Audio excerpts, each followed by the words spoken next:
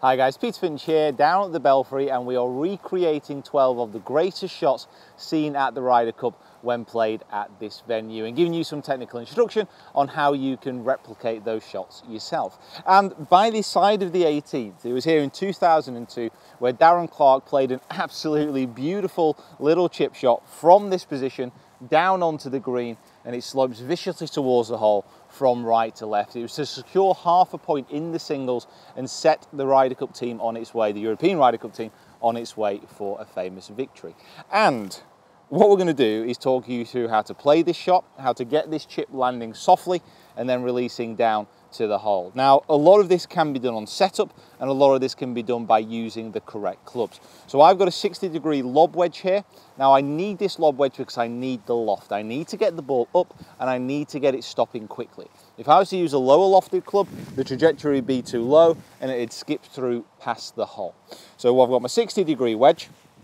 I'm going to set up to this ball with my feet slightly open. I'm not going to go for a full-on flop shot here. Again, my feet slightly open.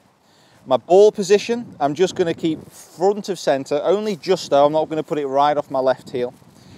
And then, because my body is aimed slightly off to the left-hand side, I'm just going to open up my club face slightly so it's aiming at the hole. Now, once I've done that, you'll probably say I'm going to be aiming right of the hole. So feet open, club face slightly open as well. Ball position just forward of centre. I'm going to put just a tiny little bit of weight on my front foot. And there's a couple of ways I could play this shot from this lie. I can either swing it back with no wrist hinge and move it through with no wrist hinge, or I could put a little bit of wrist hinge in the backswing, steepen the angle of attack to get under the ball. Because the ball's sitting quite well, I'm not going to use much wrist hinge on the way back. From there, I'm going to keep my speed up, cut the feet out from underneath the ball, and just focus on landing this. I'd probably say a good 3 yards right of the target, and only really just onto the green because it is very fast down to the hole. So that's set up, feet open to my eventual landing point, club face open, that tiny little bit of weight on my left side.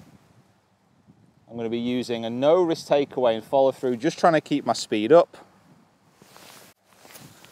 landing the ball softly and hopefully letting it run down towards the hole.